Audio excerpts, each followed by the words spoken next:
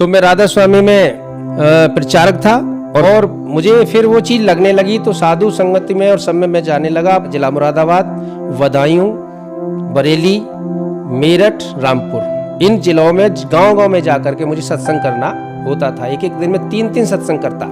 600-700 व्यक्ति एक बार में बैठ के मेरा प्रवचन सुनते थे। बेस को आप देखो सभी, जैसे मैं मुझे पहचानते होंगे जहाँ जहाँ मैं जाता था। एक चौपाई है, बड़े भाग मानस तन पावा। तो बड़े भाग मानस तन पावा, सुर दुर्लभ सद ग्रंथन गावा। तो इस बात में मेरा दिमाग हिला। एक महाराज कैसे बना संत रामपाल जी महाराज का भक्त। नमस्कार सर। नमस्कार जी। सर क्या नाम है आपका? योगेंद्र सिंह। योगेंद्र जी आप कहाँ से हैं? तहसील चंदौसी, जिला संभल, उत्तर प्रदेश। सर संत रामपाल जी महाराज से नाम दीक्षा आपने कब ली? संत रामपाल जी महाराज जी से नाम दीक्षा 8 अगस्त 2014 को ली। सर संत रामपाल जी महाराज से नाम दीक्षा लेने से पहले क्या आप कोई भक्ति साधना भी करते थे?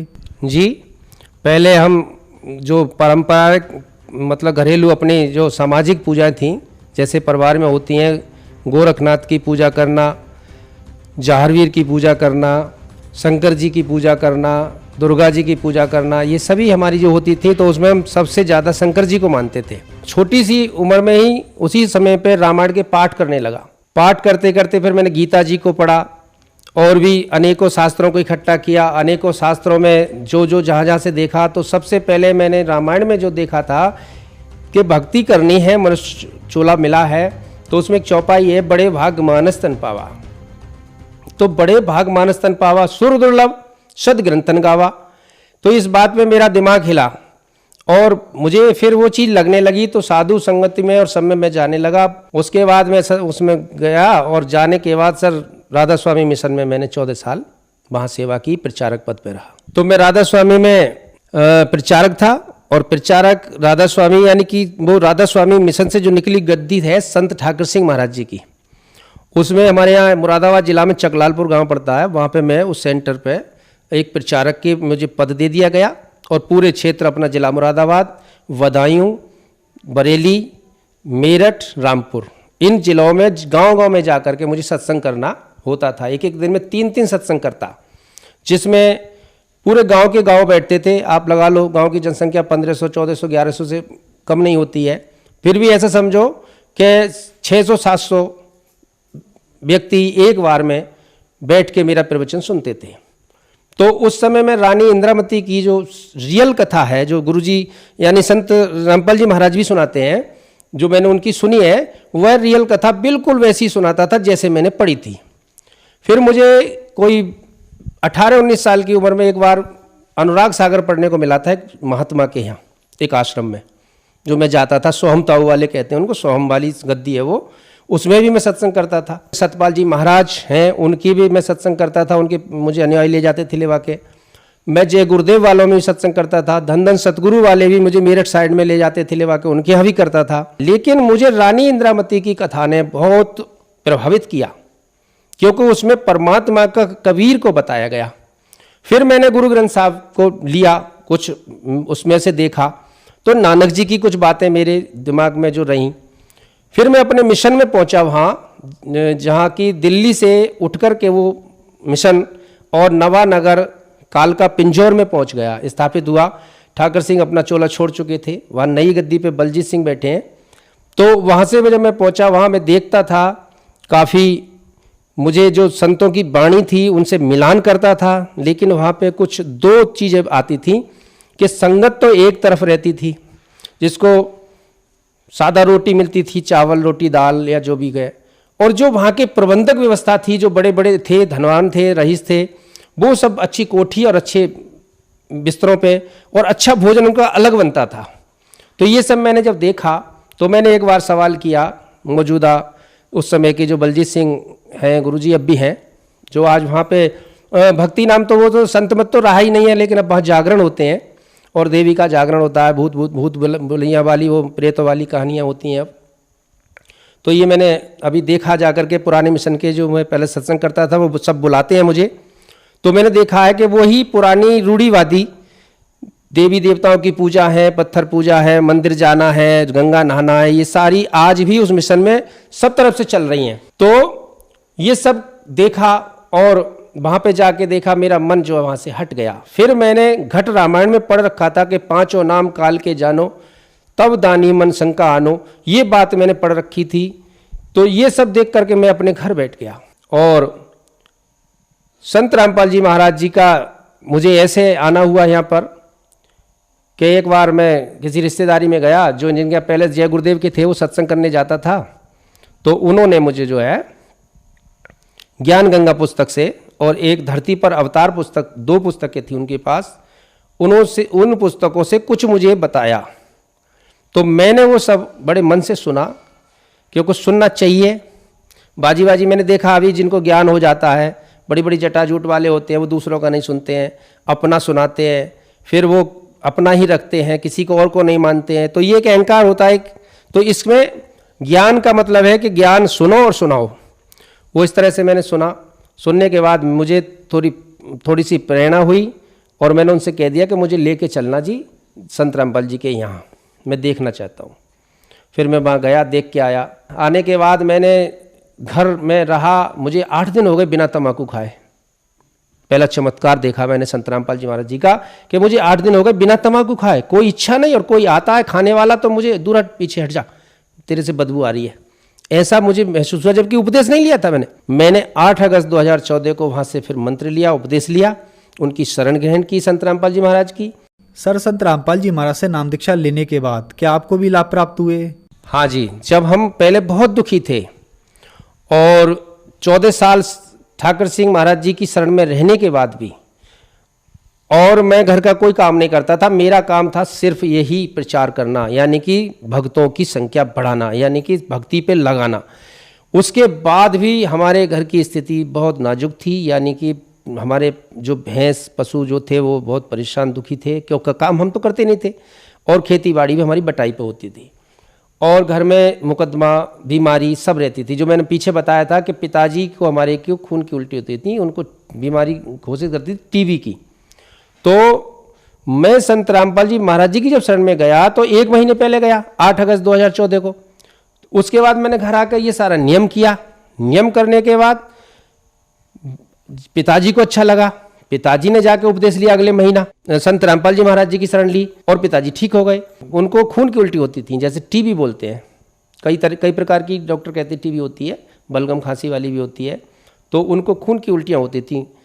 तो वो जो है पिताजी ठीक हुए, आज तक कभी उनको खून की उल्टी नहीं हुई, कभी उनको ज़्यादा पैसा नहीं लगा, कभी कोई बुखार खांसी या ठंड हो जाती है वो बात अलग है, लेकिन आज वो सही हैं, स्वस्थ हैं और उनको द्वितीय मंत्र भी प्राप्त है और वो खूब हष्ट-पुष्ट हैं इस समय। तो हमारी आर्थिक स्थिति, जो लाभ पूछ रहे हैं ना आप, तो आर्थिक स्थिति सुधरती चली गई। वही खेती हमें खूब धन देने लगी, यानी कि पैदावार बढ़ गई और बटाई पे ही होती है, फिर भी हम आज खुशहाल हैं। हमारे सारे मकान भाइयों के अलग अलग बन गए उसी खेती से, 2 पैसे का कोई इधर उधर से नहीं है। और कहते हैं ना कि बड़े भाग मानस तन पावा, जो मैंने रामायण से सुना था, सीखा था, वो बड़े भाग मानस तन पावा। आज संत रामपाल जी महाराज जी के शिष्य इस तन की पूरा लाभ उठा रहे हैं, वो ही भाग्यशाली हैं। मैं ये कहना चाहूँगा आपके इस मीडिया के माध्यम से सारे संसार की तक मेरा मैसेज जाना चाहिए, क्योंकि ये बड़े भाग वही है जो भक्ति करेगा। भाग्यशाली वही है, उसका ही तन भाग्यशाली है, बड़े भाग वाला है जो सत भक्ति करेगा, जो कि संत रामपाल जी महाराज जी बताते हैं। और मेरी माँ को मतलब जो है बीपी का जो रहता था और उनकी जो फैट ज़्यादा बढ़ी हुई, वैसे शरीर ज़्यादा भारी है, तो वो भी परेशान रहती थी, लेकिन नाम लेने के बाद उनको भी लाभ अच्छे हैं। सर, आप गुरु पद छोड़कर संत रामपाल जी महाराज की शरण में आए। बहुत सारे गुरु पद छोड़कर संत रामपाल जी महाराज की शरण में आए हैं और आ भी रहे हैं। यहाँ पर हमको सबका नाम गिनाना काफी मुश्किल हो जाएगा, जिसमें आप भी एक उदाहरण हैं। अभी पीछे ही हमने देखा स्वामी श्रद्धानंद जी महाराज सहारनपुर वाले, जिनके लाखों अनुयायी हैं, वो भी संत रामपाल जी महाराज की शरण में आए। तो सर, ऐसा क्यों हो रहा है? अगर संत रामपाल जी महाराज जी पूर्ण गुरु हैं, सच्चे सदगुरु हैं, उन्हीं से लाभ होना है, उन्हीं से मोक्ष होना है, उन्हीं से लाइलाज बीमारी ठीक होनी है, तो क्यों ना सारे गुरु को हटाकर सिर्फ एक संत रामपाल जी महाराज जी को गुरु नियुक्त कर दिया जाए? क्या कहेंगे आप सरकार से?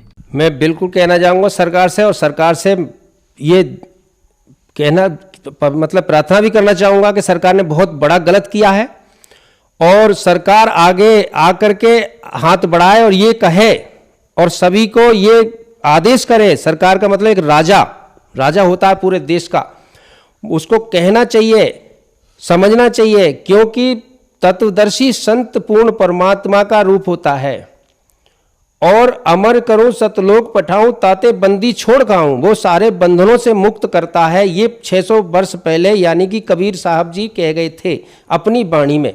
और एक और सीधा सीधा साफ उदाहरण है कि परमात्मा कबीर है, वेदों में प्रमाण है, गीता जी में प्रमाण है, ये संत रामपाल जी ने साफ कर दिया और संतों ने नहीं किया था।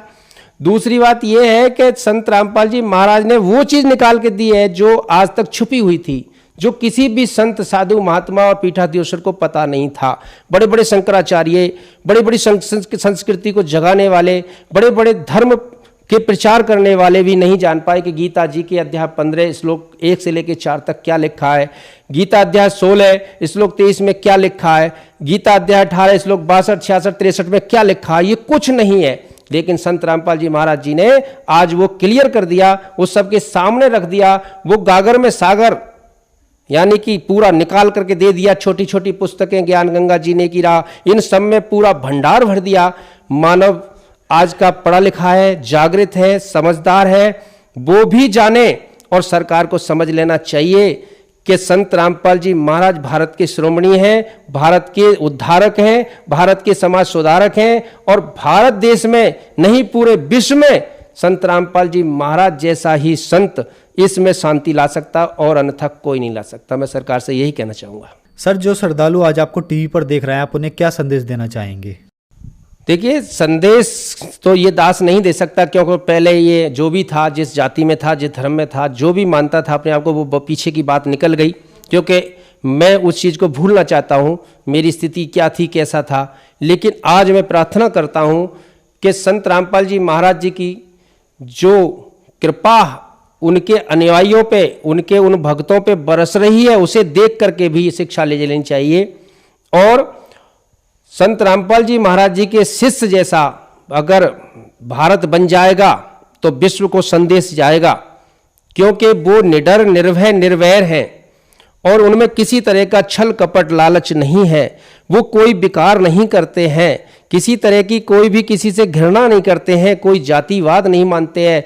ऐसा संत रामपाल जी महाराज जी का मिशन है और इसमें सभी लोग आकर के इसे ग्रहण करें और इसको अपनाएं और इस भारत भूमि को, इस धरती को एक स्वर्ग जैसा बनाने के लिए सभी जो है संत रामपाल जी महाराज की शरण में लें। ये तो मैं करूंगा प्रार्थना। बाकी उनने संत रामपाल जी महाराज जी की बहुत कुछ ऐसी चीजें हैं जो चल रही हैं, जैसे टीवी पे प्रोग्राम आते हैं, जैसे गांव-गांव जाकर के उनके भक्त, उनके अनुयायी, उनके शिष्य जो है संत रामपाल जी महाराज जी के घर घर उनकी ज्ञान की पुस्तकें पहुंचाते हैं। जो ज्ञान छिपा हुआ था उसको उजागर कर रहे हैं। अनपढ़ है तो टीवी देखे, पढ़ा लिखा है तो किताब पढ़े और उन पुस्तकों को पढ़ के अपना कल्याण कराए। ऐसा मैं उनसे प्रार्थना करूंगा। और मेरा जो मैंने बताया था कि मैं चाहूँगा कि मैं कैसे था, थोड़ा एक मैं अपना स्वरूप लाया हूँ। जो पहले था उसको मैं दिखाना चाहूँगा, जिससे कि मुझे जानने वाले ही पहचान लेंगे। अब तो मेरा चेहरा भी बदल गया है, पहले बहुत मोटा था, तो मैं पहले इस तरह से था, बहुत आंडी पाक रहा था। हमारे गुरुजी संत रामपाल जी महाराज जी कहते हैं कि भाई अहंकार में आदमी अंधा हो जाता है, कोई क्रोध में अंधा हो जाता है। तो मैं इस समय इस बेस में अंधा हुआ था उस समय। और जब मैंने इस बेस को आप देखो सभी, जैसे मैं मुझे पहचानते होंगे जहाँ जहाँ मैं जाता था, तो आज मेरा पूरा जीवन परिवर्तन हो गया है। मैं यही प्रार्थना करूँगा सबसे कि अपने जीवन को सुखमय करें और शास्त्र अनुसार जिएं, क्योंकि परमात्मा का संविधान शास्त्र हैं, वेद हैं और हमारे पवित्र ग्रंथ हैं। इन सब में जो जो छिपा हुआ रहस्य था, जो जो छिपा हुआ ज्ञान था, वो संत रामपाल जी महाराज जी ने निकाल करके दे दिया है। सर, जगत गुरु संत रामपाल जी महाराज से नाम दीक्षा कैसे ली जा सकती है? संत रामपाल जी महाराज जी से नाम दीक्षा लेने के लिए टीवी पर प्रोग्राम चलते हैं, चैनल है। जैसे भी आप वहाँ देख रहे हो, सत्संग सुनते हो, तो उसमें एक पीली पट्टी चलती है, उसमें नंबर दिए गए हैं और उन नंबरों को आप लिखें और मोबाइल में डायल करके संपर्क करें। जिस भी क्षेत्र में, जिस कोने पे आप रहते हैं, जो भी मतलब देखते हैं उसको, तो वो देखें साधना चैनल और उस नंबर से संपर्क करके अपने नज़दीकी सेंटर पर जा करके वो नाम दीक्षा ले सकते हैं। सर, बहुत बहुत धन्यवाद आपका।